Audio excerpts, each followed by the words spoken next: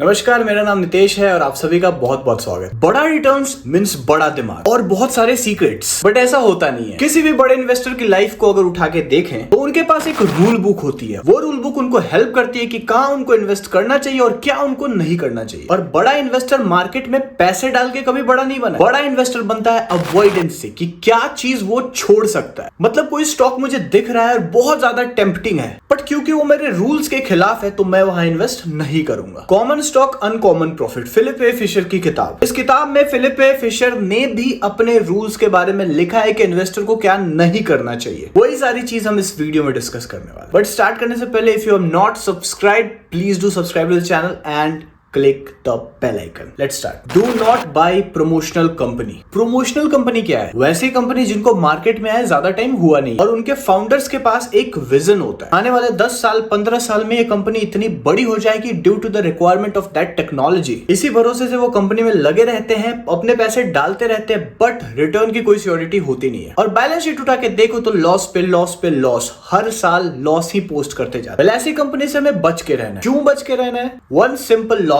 if company is not making profit that is not good। Profit he business का test होता है। ऐसा बिल्कुल पॉसिबल है कि 100 कंपनियों में से एक या दो कंपनी टेस्ला या गूगल निकल जाए, बट दैट इज प्योर कोइंसिडेंशियल। और ये पता लगाना काफी डिफिकल्ट होता है कि आने वाले टाइम में कौन सी ऐसी कंपनी है जो कि गूगल बनेगी, क्योंकि यहाँ पे अनसर्टेनिटी है। इसलिए हमको ऐसे कंपनीज को अवॉइड करनी चाहिए। Next point, do not ignore high price stock. अगर कोई स्टॉक है जो कि 1000 के ऊपर ट्रेड कर रहा है, 2000 के ऊपर ट्रेड कर रहा है, इन मल्टीपल केसेस 5000 के ऊपर ट्रेड कर रहा है, तो यहाँ पे हमारे दिमाग में एक बात चलती है, भैया अभी तो ये इतना ग्रो कर चुका है, आगे कितना ग्रो करेगा। This logic is nonsense, because जो स्टॉक का प्राइस है वो आपको कभी नहीं बताता है कि स्टॉक महंगा है या सस्ता। आपको स्टॉक महंगा या सस्ता है ये बताता है पी रेशियो। अगर एक 10 रुपए का स्टॉक है जिसका पी ज्यादा है और एक 1000 रुपए का स्टॉक है जिसका पी कम है, यहाँ पे इन्वेस्टर के लिए 1000 रुपए का स्टॉक ज्यादा अट्रैक्टिव है rather than investing in 10 rupees. अब देख लो प्राइस में कितना डिफरेंस है। कोई भी स्टॉक को अगर आप जज कर रहे हो तो प्लीज डू जज ऑन द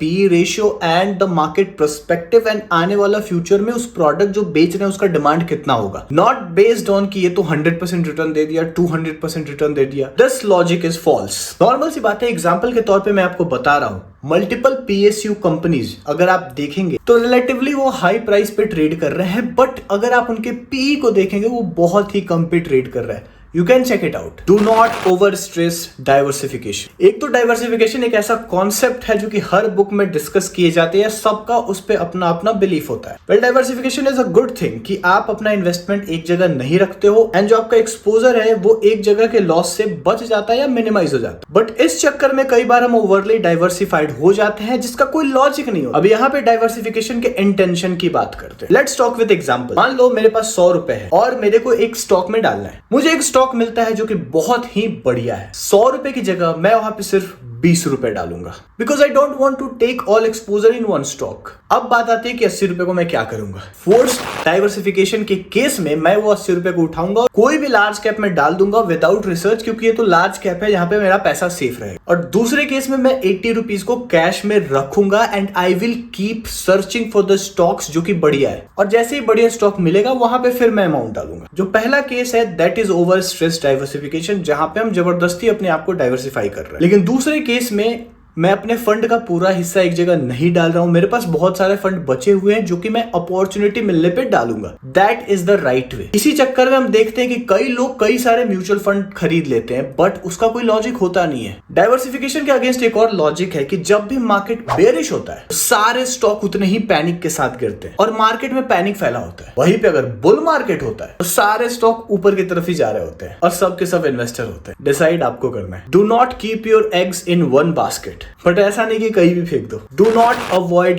क्राइसिस। क्राइसिस एक ऐसा टाइम होता है जो कि फियर का होता है। That means most of the stock in market नीचे की तरफ जा रहा होगा, मार्केट में डर का माहौल होगा और हर कोई सेल कर रहा होगा। अच्छे इन्वेस्टर के लिए इससे बड़ी अपॉर्चुनिटी कुछ नहीं होती है। इसका बहुत सिंपल लॉजिक है। अगर मान लो कि एक स्टॉक है जो कि बहुत ही बढ़िया है, लेकिन अभी वो ओवर प्राइस चल रहा है due to high P, but जैसे ही क्राइसिस होगा एक बड़ा फॉल आएगा उसमें, दैट मींस कि वो स्टॉक अब मेरे लिए सस्ता है, मैं उसको बाई कर सकता हूं। फिलिप ए फिशर ने इसी बात को यहाँ पे कहा है कि जब भी कुछ ऐसा क्राइसिस का माहौल होता है दैट इज अपॉर्चुनिटी, जहां पे आप क्वालिटी स्टॉक चूज करके उसमें आप पैसे डाल सकते और एक लंबे टाइम में बड़ा रिटर्न कमा सकते हो। आप जितने भी फंडामेंटल इन्वेस्टर को देखिएगा, वॉरेन बफेट, चार्ली मुंगर, ये क्राइसिस से भी पैसे कमाए। The next one, do not follow crowd. सब यही बात कहते हैं but in max cases people do follow crowd. Following crowd just normally means कि आप पॉपुलर सोर्सेज से एडवाइस ले रहे हो, इधर वो न्यूज चैनल हो, यूट्यूब चैनल हो, रिसर्च रिपोर्ट्स हो। बहुत बार ऐसा होता है कि मार्केट में न्यूज चल रहा है और वो न्यूज वाला स्टॉक 5%, 6%, 7% अप हो जा रहा है, वो भी विद इन डेज।